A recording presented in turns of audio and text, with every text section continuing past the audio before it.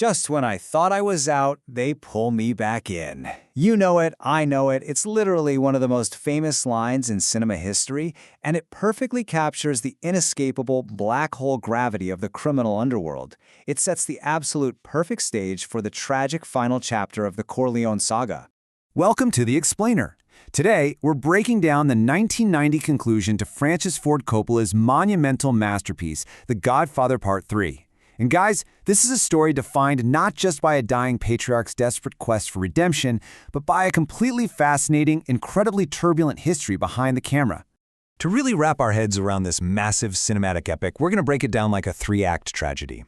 We're looking at 1. Washing away the sins. 2. The opera of death. 3. Chaos behind the lens. 4. The cost of power. And finally, 5. The redeeming Coda cut. All right, Section 1, Washing Away the Sins, the Failed Journey to Legitimacy.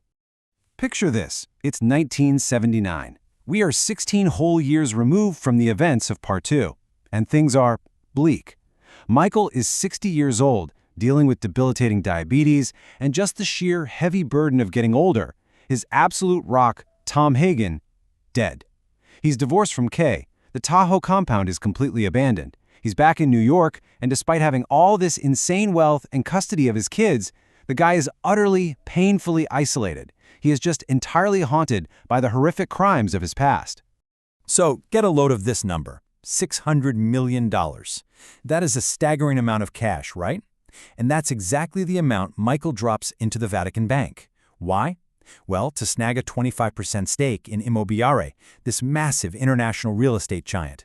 He's essentially trying to buy his way into heaven, or, at least into legitimate corporate America. He's using this colossal fortune to finally wipe the slate clean and wash away his family's sins. But as we know, the past has a funny way of sticking around. A new generation steps up, and they bring all that old violence right back with them. You've got Michael's son, Anthony, who completely rejects the family business to go be an opera singer. But the real match in the powder barrel, that's Vincent Mancini. He is Sonny Corleone's illegitimate son, and man, has he inherited his dad's hot-blooded temper. Vincent gets locked into this vicious turf war with Joey Zaza, who's running the old New York rackets. And this tension, it absolutely boils over. We're talking a full-on war that peaks with a mind-blowing helicopter machine gun slaughter in Atlantic City. Michael barely makes it out alive. The cycle of violence is starting all over again. Which brings us to Section 2, the opera of death, blood on the stage.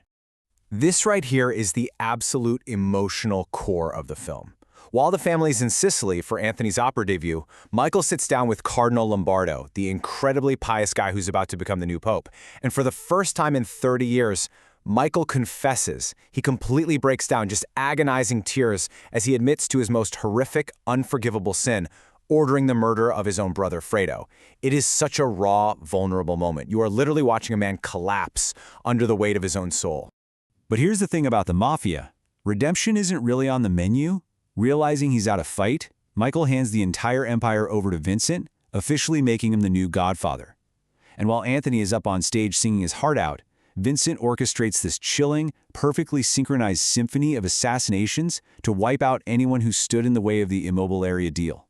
It is incredibly brutal: a corrupt banker hanged under a bridge, an aging don poisoned by a cannoli, an archbishop thrown down a staircase, a politician fatally stabbed with his own glasses, and tragically, even that righteous new pope is poisoned by conspirators. But the underworld always demands its ultimate price. An assassin named Mosca sneaks into the opera house, gunning for Michael. Out on the steps of the theater, he takes the shot. The bullet grazes Michael, but it strikes his daughter Mary right in the chest. She collapses, crying out for her dad. Michael cradles her bloody body and lets out this completely silent, agonizing scream of just primal, undeniable pain. All that money, all that power, and it cost him his most precious treasure. Let's pivot a bit and get into Section 3, Chaos Behind the Lens, a stormy production. Because honestly, the tragedy off-screen was almost as chaotic as the mob wars on-screen. See, after a massive 16-year gap between sequels, director Francis Ford Coppola really didn't want to make this movie. But the 80s were harsh. His studio had filed for bankruptcy 3 separate times. So just to survive, he had to agree to these wildly punishing demands from Paramount Pictures. We're talking a strict $54 million budget cap, a measly $1 million fee for him to write, direct, and produce the whole shebang. A hard Christmas 1990 deadline. And, get this, just 6 weeks to write that massive script. Oh, and to top it all off, Robert Duvall flat out refused to return as Tom Hagen over a major pay dispute, which forced a massive last-minute rewrite. And the production nightmare didn't stop at the budget. Casting the role of Mary Corleone seemed literally cursed.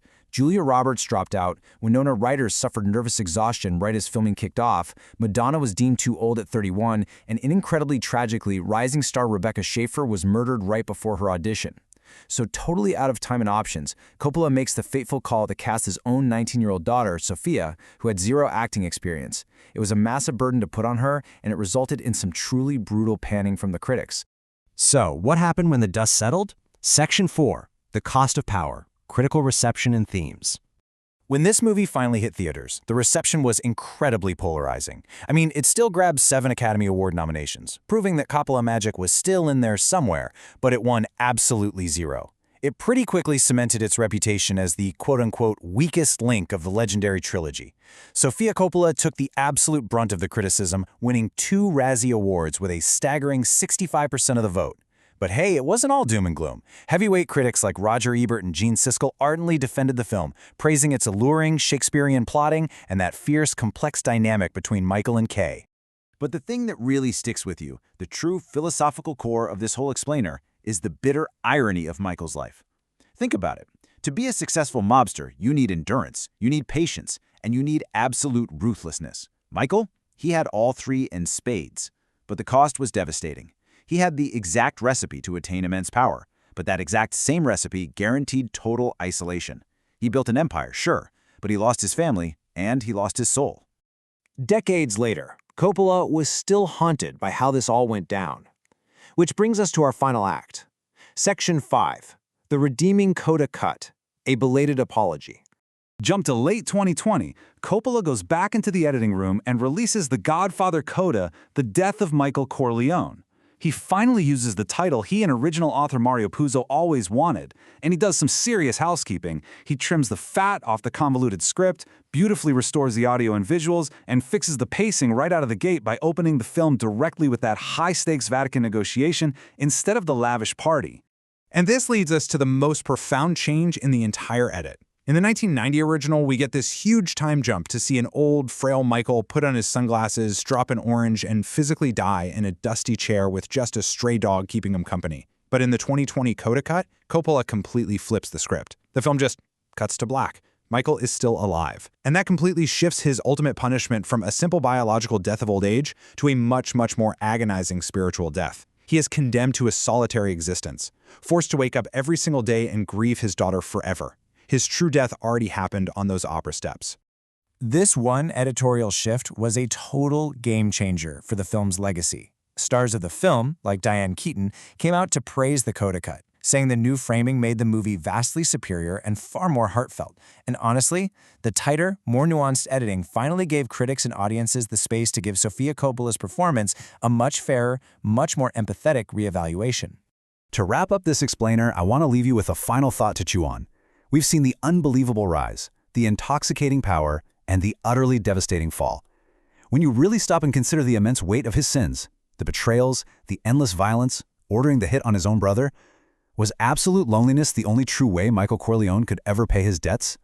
It's a question that echoes just as loudly today as it did when the curtains first closed on this cinematic epic. Thanks so much for joining me on this deep dive,